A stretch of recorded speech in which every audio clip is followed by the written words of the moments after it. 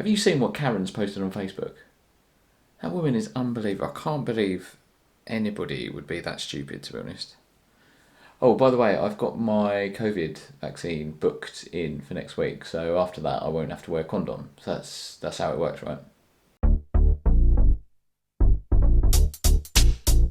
Where to, mother? My name's Yves, channel is Frags to Riches. Thank you for tuning in. Sorry I've not been around much lately. I've been focusing on my other YouTube channel, which is like comedy and shit, and you can find the link for that down in the description below. Anyway, today I'm sharing with you 5 fragrances from my collection that I've decided to sell, and I'll try and give you the reasons why, but bear in mind I do actually like all these fragrances, otherwise they wouldn't have been in my collection. So yeah, there's not going to be like a massive kind of this is shit type situation, but I'll just try and explain why I've decided to get rid of them. So the first fragrance I'm talking about is not going to be much of a surprise because it's not the most groundbreaking of fragrances ever, though it is perfectly nice and it will get you compliments if that's your thing. It is Yves Saint Laurent Y Live. Now, I've done a quick video short on this, which you can find on my YouTube channel, and basically this is a very solid fragrance. It's clean, it's fresh, it's a bit sweet, so it's that perfect compliment getting composition, if you will. So yeah, you're not going to go wrong wearing it, but the reason I've decided to move this on is I've just got a lot more interesting fragrances in my collection, which is probably no surprise, but also I wore YEDT, the original, quite a lot. I actually really like that and prefer it to the EDP, to be honest. But I ended up wearing that so much I kind of got a little bit, I found the DNA started to get a little bit annoying to me. I think it's that sort of green, herby kind of vibe. I think it might be the sage that's in there. That it started getting a little bit cloying, and Y Live has that. It has that herby greenness. I think it's the sage that I'm sort of getting. It's in there. If you're not sure, this is basically a mixture of YEDT and Invictus from Paco Rabanne. And it does have that. So when I wear this, as much as this is very pleasant and inoffensive and very versatile, it's not that exciting. But the main reason I'm actually selling it is not for that reason, is because I quite like blue type fragrances that just work well. It's more the fact that it's just can be a little bit cloying. So for that reason I'd probably just reach for Bleu de Chanel, EDP or the Parfum. Next up is a fragrance from probably my favourite fragrance house. Any regular viewers will know what that house is, but it's not necessarily because they produce my absolute favourite fragrances.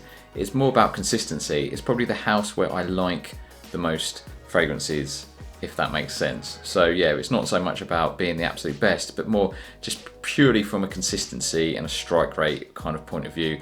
There's hardly any of them that I actively dislike. Anyway, the fragrance I'm talking about is of course Bulgari Man in Black. Now, as you can see, this is a little travel size. I originally got this to do a comparison video between Spicebomb from Victor and Rolf and Spicebomb Extreme. Now, I really like this fragrance. I'll link the comparison video down below. I think it's a very good fragrance. I've actually sprayed kind of Spicebomb and Man in Black on my arms just before this video. Now for me, I would say Spicebomb is just that perfect blend of sweet and spice, to be honest. I really enjoy it. Where Man in Black, again, works really well. It's a really good blend of, it's not quite as sweet. Certainly Spicebomb is a little bit more bubblegummy, but this is probably a bit more mature. But I just ultimately enjoy Spicebomb more, which is what I said in that video. So there's no real reason to reach for this. I'll just always reach for Spicebomb. So yeah, for that reason, there's just no reason to keep this in my collection, to be honest. Even though it's only a little travel size, I might as well move it on and let somebody else get the benefit from it. Next up is a fragrance that I actually fell in love with when I first smelt it. I just thought it smelled really, really good, and I ended up kind of picking it up, getting sort of shopping around and trying to get a good deal on it. But yeah, really enjoyed it.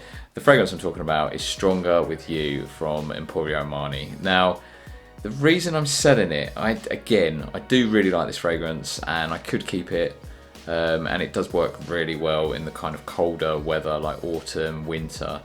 But I've sort of found this is a fragrance towards the end of its kind of wear.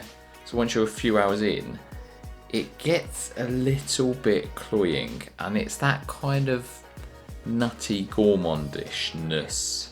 Yeah, that's definitely a word.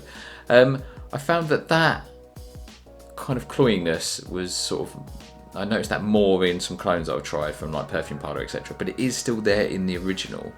So as much as I enjoy it, it's kind of sweet and it does kind of work well. As I say, it's quite a nice warming fragrance in the winter, and I have picked up a compliment from the wife on it as well.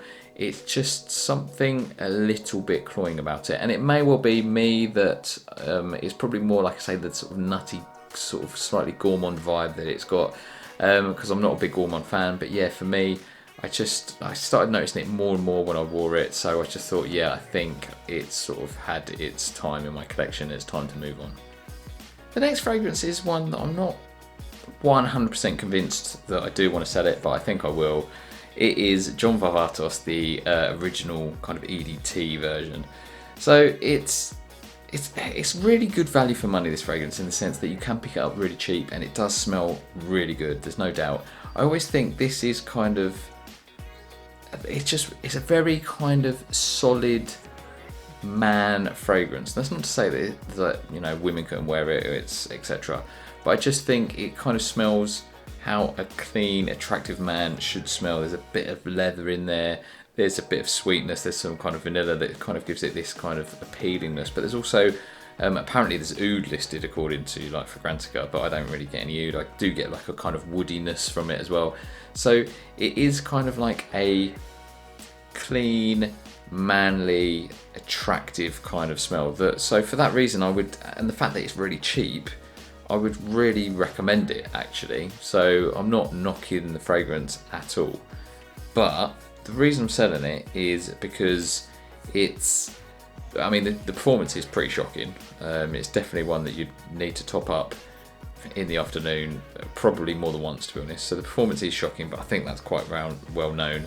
Most John Varvatos fragrances are poor on the performance, but it's also, as solid as it is, and as much as I could recommend it, and it is good, it's fairly, it's just not amazing. It's not a 9 out of 10 fragrance.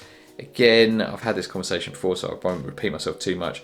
It is like a 7.5, 8 out of 10. It is a really good fragrance, and I would recommend it. And I've got no qualms wearing it. It's a bloody good fragrance, but it's just not amazing, and the performance isn't brilliant. So for that reason, I'll probably flip it. What I would say is, for the reasons that I've mentioned, I do think this would make a really good kind of gift for somebody, because it sort of smells to me how a man should smell.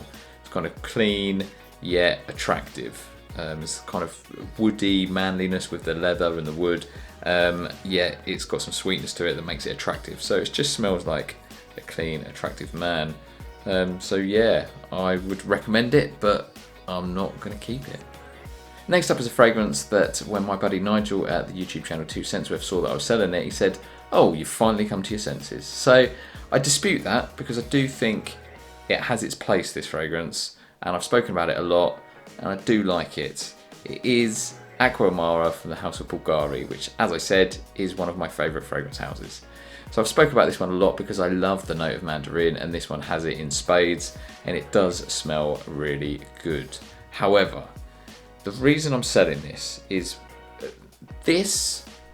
a fragrance that, under the right situation, the right circumstances, it absolutely excels. And I did find the perfect time to wear this, because for those of you that don't know, this is kind of like mandarin, but most of the Aqua line is, as the name sort of suggests, it's very kind of aquatic and oceanic, so it's got this kind of sea salty vibe going on as well, which is not everybody's cup of tea. But I found a time when this worked amazingly well, and it was when I went to an indoor kind of aqua park, I guess it is.